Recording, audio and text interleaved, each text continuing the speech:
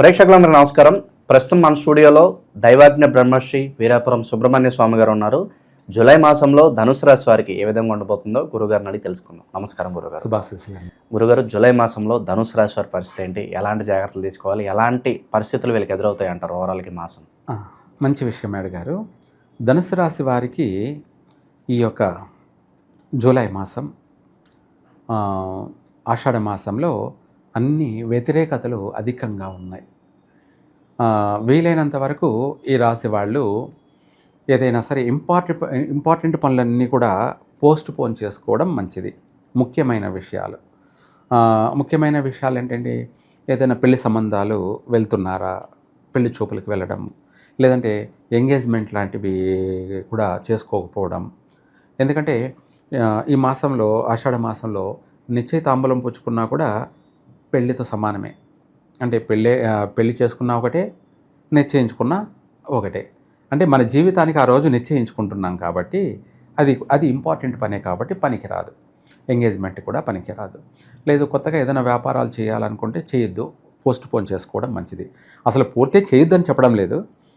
శ్రావణ మాసము చూసుకొని మంచి మాసంలో ప్రారంభం చేసుకోవడం మంచిది. ఈ ఆషాఢ మాసం జూలై నెలలో ఎటువంటి వ్యాపారాలు ప్రారంభం చేయకూడదు, కలిసి రాదు.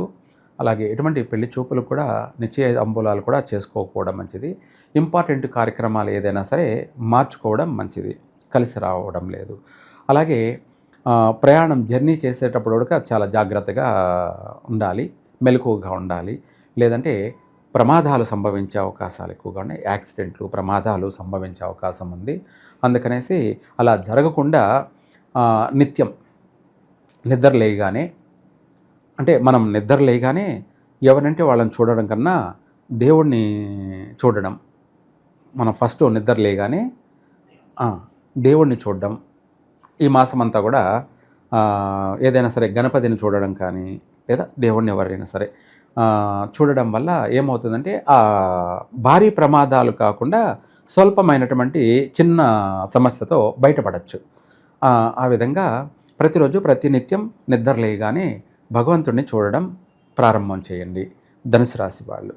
అలాగే ఎవరితోనైనా సరే విరోధాలు పెట్టుకోవద్దు, గొడవలకి దిగొద్దు. దానివల్ల నష్టం జరిగే అవకాశం ఉంది. ఎవరికి? ధనుసు రాశి వాళ్ళకి. అలాగే ఇంట్లో కుటుంబ సభ్యులతో కూడా తగాదాలకు దిగడం, వాగ్వాదాలకు దిగడము అనేది పనికిరాదు. కాస్త నోరు కూడా, అంటే మాట కూడా కాస్త అదుపులో ఉంచుకోవడం మంచిది. అంటే కోప ఆవేశాలకు వెళ్ళిపోయి తొందరపాటు నిర్ణయాలు తీసుకోవడం కూడా ఉంటుంటాయి. అలా కాకుండా, ఎందుకంటే టైం బాగలేనప్పుడు అన్నింట మనము కాస్త మౌనంగానే అణిగిపోవడమే మంచిది.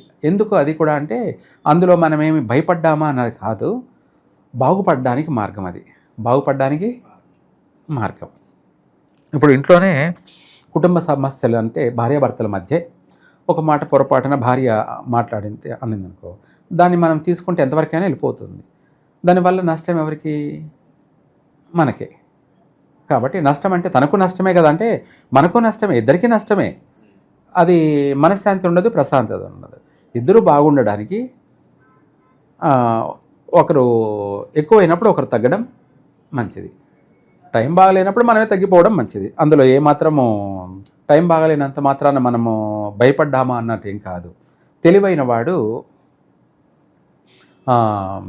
తప్పించుకు తిరుగువాడు దన్నెడు సుమి అన్నట్టుగా ఎప్పుడు ఎలా ఏమిటి అనేది దాన్ని బట్టి నడుచుకోవడం చేస్తాడు. ఆ విధంగా వీళ్ళు ప్రతి విషయంలో కూడా జాగ్రత్తగా నడుచుకోవడం మంచిది. విదేశాలకు ఏదన్నా వెళ్ళాలి, దూర ప్రయాణాలు వెళ్ళాలి అనుకునేటువంటి వాళ్ళకి ఈ నెలలో పోకపోవడం చాలా మంచిది. తర్వాత మాసంలో పెట్టుకోవడం మంచిది. ఒకవేళ 100% వెళ్ళాల్సింది తప్పదు అని అంటే వీలైనంతవరకు వెళ్ళకపోవడం మంచిది. ఒకవేళ వెళ్ళాల్సిందే వచ్చిందనుకోండి, టికెట్ బుక్ చేసుకునే విషయాల్లో, మనం వెళ్ళే విషయాల్లో మనకు సరిపోయేటువంటి తిథి, సరిపోయేటువంటి వారము, సరిపోయేటువంటి ముహూర్తం, టైం చూసుకొని బయలుదేరినట్టు అయితే, నక్షత్రము అలా చూసుకొని బయలుదేరినట్టు అయితే కొంతమేర నష్టం వాటిలేదు. అక్కడ వెళ్ళినా కూడా నష్టం ఉండదు. చిన్న చిన్న సమస్యలతో సెటిల్ అవుతాం. అంటే పోయిన 2 రోజులు బాగుండకపోయినా ఆ తర్వాత నెమ్మదిగా అక్కడ బాగా పాగా వేసి స్థిరపడతామన్నమాట. అందుకోసమై మనం వెళ్ళేది కూడా చూసుకొని ప్రతిదీ కూడా చేయడం మంచిది. అది ఎందుకంటే ఇప్పుడు మనం ఎన్నో ఆశలు పెట్టుకొని ఎంతో సంతోషంగా ఎంతో గొప్పగా ఆలోచన అక్కడ పోయి మంచి ఉద్యోగం చేసి బాగా బాగుపడదాము అని అనుకుంటాం కదా, అది జరగాలి కదా. బాగుపడతాము అనుకున్నాము, అదే జరగాలి కదా.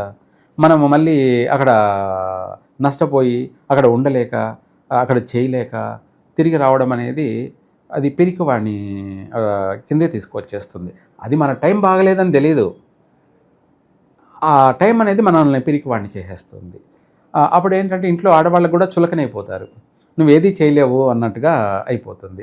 నువ్వు చేతగాని మనిషివి, ఏమీ చేయలేవు, ఎందుకు పనికిరావు అనే విధంగా వచ్చేస్తుంది. అందుకనేసి మనం చేసే ప్రతి పని కూడా ఆచితూచి ఆలోచించి ఏదైనా చేస్తే దానివల్ల మన జీవితం అనేది కష్టాల్లోనూ సుఖాల్లోనూ మనము ఒకేలాగా సంతోషంగా అభివృద్ధి మార్గంలోనే మాత్రమే జీవిస్తాం. మనమే కాదు, మన కుటుంబాన్ని అంతా కూడా అభివృద్ధి మార్గంలో తీసుకెళ్ళగలం. లేదంటే మన తొందరపాటు నిర్ణయాలు, మన అనాలోచనలు మనల్నే కాదు మన కుటుంబాన్ని అంతా కూడా చిన్నాభిన్నం చేసుకుంటాం. అందుకనేసి ఎవరు కూడా ఏదైనా సరే ఆలోచించి ఆచితూచి అడుగు వేయడం, ఆలోచించి మాట్లాడడం అది వాళ్ళకి మంచిది. ఓకే, ఆరోగ్యపరంగా ఎలా ఉంటుంది గురుగారు? ఆరోగ్యపరమైన విషయాలలో కూడా అంత అనుకూలత లేదు. అట్లనేసి పెద్ద పెద్ద నష్టాలు ఏం లేవు, కానీ సమస్యలు అయితే ఉన్నాయి. ఆ సమస్యలు ఏమిటి అంటే ఏదో కట్టి ఎరగదు పాము చావదు అన్నట్టుగా సామెత కింద నలుగుతూ ఉండడమే ఆరోగ్య సమస్య. అంటే అది దాని నుంచి పూర్తి రికవరీ కాలేరు. అలా అనేసి దీని నుంచి ఇది బయటపడడం అట్లాగా కాస్త ఇబ్బందులు అనేది ఉన్నాయి. శత్రువులను జయించడానికి మరి వీళ్ళకి పరిష్కారం ఏంటంటారు గురుగారు? మంచి మాటే అడిగారు. వీళ్ళు ఈ మాసం బాగలేదనే కాకుండా అన్ని విషయాలలో వీళ్ళు బాగుండడం కోసం ఏంటంటే గురిగింజలు,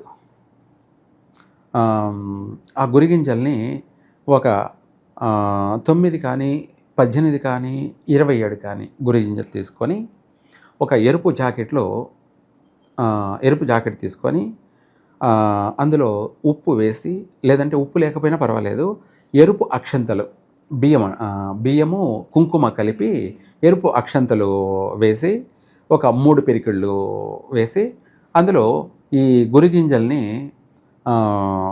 9 అయినా సరే లేదా 18, 27 ఏదైనా సరే సంఖ్య ప్రకారంగా అందులో వేసి మూటగట్టి ఇంటికి కట్టుకోవడం చేస్తే మన ఇంటిపైనే దృష్టి దోషం పోతుంది, శత్రు వినాశనం. అంటే మనపైనే కాకుండా మన ఇంట్లో భార్య, పిల్లలు, తల్లిదండ్రులు అందరిపైన దృష్టి దోషం అనేది పోతుంది, శత్రు వినాశనం జరుగుతుంది. రెండోది ఇదే కాకుండా ఆర్థికపరమైనటువంటి ఇన్కమింగ్ అనేది కూడా బాగా ఉంటుంది. అవుట్ గోయింగ్ కన్నా ఇన్కమింగ్ ఉంటుంది, రావడం లాభదాయకం అనేది ఉంటుంది. సో కొత్త వ్యక్తులతో కావచ్చు, వీళ్ళ నెట్వర్క్తో కావచ్చు, వీళ్ళు ఎలా బిహేవ్ చేయాలి గురుగారు? ఎవరైనా కొంచెం దూరం ఉండడం మంచిది, ఎవరిని నమ్మకపోవడం మంచిది. అలానేసి ఎప్పుడు కాదు, ఈ మాసంలో మాత్రం, ఈ ఆషాఢ మాసంలో కొత్త పరిచయాల్ని కొత్త వ్యక్తులతో నమ్మకపోవడం మంచిది. అట్లనేసి జీవితాంతం కాదు. అయితే తర్వాత ధనుసు రాశి వాళ్ళు కన్యా రాశి వాళ్ళతో ఎటువంటి సంబంధాలు పనికిరావు. జీవిత భాగస్వామి కానీ, వ్యాపారపరమైనటువంటి భాగస్వాములు కానీ, ఫ్రెండ్షిప్ కానీ కన్యా రాశి వాళ్ళతో ఎటువంటి సంబంధాలు పెట్టుకోకూడదు. ఎవరు? ధనుసు రాశి వాళ్ళు. పెట్టుకున్నట్టయితే ధనుసు రాశి వాళ్ళకే నష్టాలు జరిగే ప్రమాదం ఉంది. తర్వాత ఈ యొక్క ధనుసు రాశి వాళ్ళు శ్రావణ మాసం, ప్రతి సంవత్సరం కూడా శ్రావణ మాసంలో ఆగస్టు నెలలో ఎటువంటి ముఖ్యమైనటువంటి పనులు చేయరాదు. విదేశాలకు వెళ్ళడం కానీ, కొత్తగా జాబ్లో జాయిన్ కావడం కానీ, లేదంటే కొత్త వ్యాపారాలు ప్రారంభం చేయడం కానీ, లేదంటే వివాహం చేసుకోవడం కానీ. అంటే శ్రావణ మాసం చాలా మంచి మాసం కదా అనుకుంటారు, అది చాలా మంచి మాసమే, కానీ ధనుసు రాశి వాళ్ళకి నెగిటివ్ మాసం, ఆపోజిట్ మాసం. శ్రావణ మాసంలో నిశ్చయితాంబూలాలు పుచ్చుకోవడం కానీ, నిశ్చితాంబూలాలు పుచ్చుకుంటే మళ్ళీ పెళ్లి కూడా జరుగుతుందని గ్యారంటీ లేదు. ఒకవేళ జరిగినా మళ్ళీ పెళ్ళైన తర్వాత కూడా విడిపోవాల్సిందే. అటువంటి నష్టాలు కలిగే అవకాశం ఉంది. ఇంపార్టెంట్ పనులు ఏవైనా కూడా రేపు శ్రావణ మాసంలో ధనుసు రాశి వాళ్ళు చేయరాదు. చేసినట్టయితే నష్టమే జరుగుతుంది. అయితే ఇది తాత్కాలికం నేను చెప్పడం అని కాదు. ప్రతి శ్రావణ మాసంలో కూడా ఏమేం జరిగిందో కూడా వాళ్ళు జ్ఞాపకం ఉంటే వాళ్ళు దాన్ని అబ్జర్వేషన్ చేస్తే తెలుస్తుంది. అంటే పోయిన వారమే ఏం తిన్నారో గుర్తుండదు, అంటే ఏం కర్రీ చేసుకొని తిన్నారో గుర్తుండదు. పోయిన సంవత్సరం ప్రతి సంవత్సరం ఏం గుర్తుంటుందని కూడా అనేవాళ్ళు ఉంటారు. కానీ ఇక్కడి నుంచి అబ్జర్వేషన్ చేయండి. ఇక్కడి నుంచి ప్రతి సంవత్సరం అంటే ఈ శ్రావణ మాసంలో ఏం జరిగిందనేది రాసి పెట్టుకోండి. మళ్ళీ వచ్చే శ్రావణ మాసంలో ఏం జరిగిందనేది రాసి పెట్టుకోండి. అప్పుడు అది రీసెర్చ్, అబ్జర్వేషన్, అనుభవానికి వాళ్ళకు ఉపయోగపడుతుంది. అలా ఏదైనా సరే జాగ్రత్తగా నడుచుకోవడం మంచిది. ఇంకా కూడా మనము ఈ రాశి వాళ్ళు ఏమిటి పరిహారం చేసుకోవాలి అని అంటే, ఎక్కువ శాతం ఈ ధనుసు రాశి వాళ్ళు పసుపుతోటి గురువుకి, నవగ్రహాలలో గురువుకి 1.25 కిలో పసుపుతోటి, పిరికిడితో పసుపు తీసుకొని బొటన వేలు పైకి పెట్టి ఆ గురువుకి అభిషేకం చేయాలి. పసుపు అనేది ఒక పాజిటివ్ యాంటీబయాటిక్. పాజిటివ్ అంటే అన్ని విధాల గురుబలం కలగడానికి. అలాగే 10,000 సమస్యలను, ఆటంకాలను, 10,000 నష్టాలను కూడా అది పరిష్కరించేటువంటిది. కాబట్టి అందుకనేసి ఆ పసుపుతో అష్టోత్తరం చేస్తూ, వాళ్ళే ఒక చిన్న బుక్కులు దొరుకుతాయి.